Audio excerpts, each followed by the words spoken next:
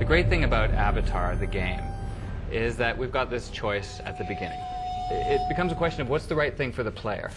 Depending on the choice you make, you get a different game.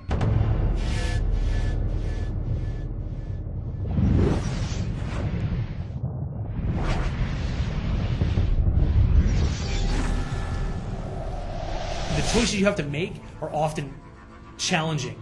You really want to do the right thing for the right reasons, and as you become more familiar with your character, his own redemption is sort of at stake. And when Ubisoft came to us, they came to us not speaking about technology.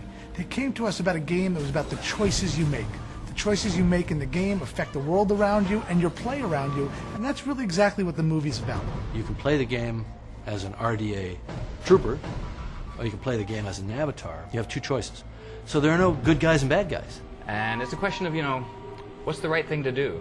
It has to do with perception. If you're told to expect something, that's what you're going to see. So you have to see beyond that. So one of the themes of the film is this idea of changing perception, changing the way you view other people, other cultures, and this environment. So, Pandora is kind of a metaphor for that. The players are presented with the same overall dilemma that the main characters in the movie are presented with. On one side you have the technology, the RDA that came to Pandora to harvest. From an RDA perspective, they're just trying to do a job to get stuff back to Earth. Fighting for the RDA is what every gamer is expected. Big weapons, a lot of explosions, big vehicles. It's all about your technology.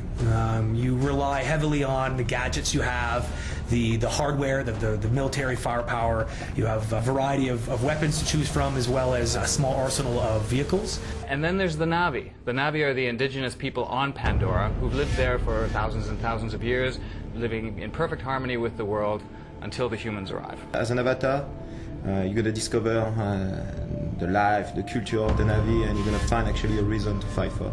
Right away, your perspective changes.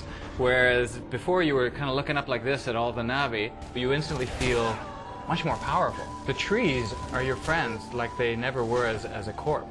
Fighting in your avatar body will have a completely different pace. It'll be more around melee combat. It'll be more about evaluating the situation and being a little bit more strategic about going in. It's an entirely different set of missions. It fits in with the overall story arc, but it's a very different perspective.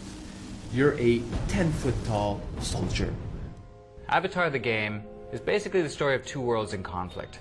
And it becomes a question of what is the right thing for you to do, and you go down two different paths. When you do that, you effectively get two games in one. You've got great kick-butt military hardware.